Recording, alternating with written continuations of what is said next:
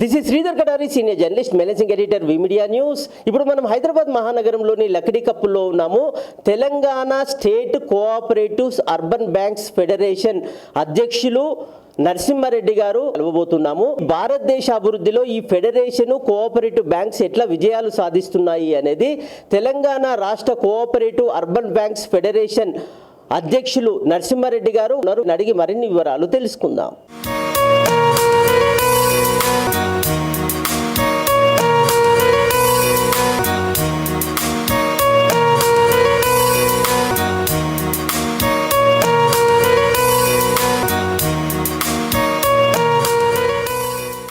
నేను నల్గొండ డిస్టిక్లో మునుగోడు మండలం మాది.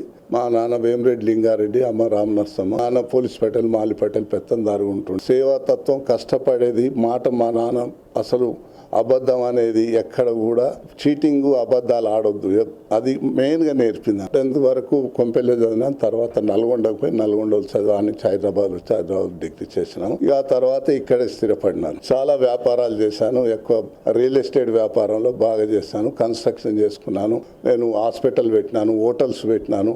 అన్ని విధాలుగా కూడా అన్ని ఏ ఒక్కటి చేయలేదు అనుకుంటే అన్ని చేశాను. ఇప్పుడు ఇండస్ట్రీ కూడా పెట్టినాను, ఒకటి గోల్డ్ రిఫైనరీ అని చెప్పేసి. ఇవన్నీ కూడా చాలా వరకు అభివృద్ధి చేసుకుంటారు.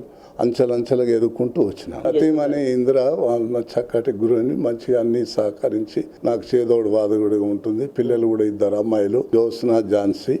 వాళ్ళ ఇద్దరికి కూడా మ్యారేజెస్ అయినాయి. ఆ సుధీర్ రెడ్డి గారు ఎమ్మెల్యే వారి అబ్బాయి, ఒక అబ్బాయి ఏమో సబితాయింద్ర రెడ్డి చెల్లెలు అబ్బాయి. వాళ్ళకి ఇచ్చి చక్కగా ఉన్నారు, బాగుంది. మా జీవితాలు, మా పిల్లలు, మేము అందరికీ చక్కగా ఉండాలి, అందరికి కూడా బాగుండాలని చెప్పి అందరికి సేవ చేస్తుంటాం. అందరికీ ఇప్పుడు చాలా వరకు ఎవరి కష్టం వచ్చినా ఏదన్నా వచ్చినా కూడా ఇప్పటికి కూడా ఎవరన్నా వచ్చినా కూడా ప్రతి వారికి సేవ చేస్తాం.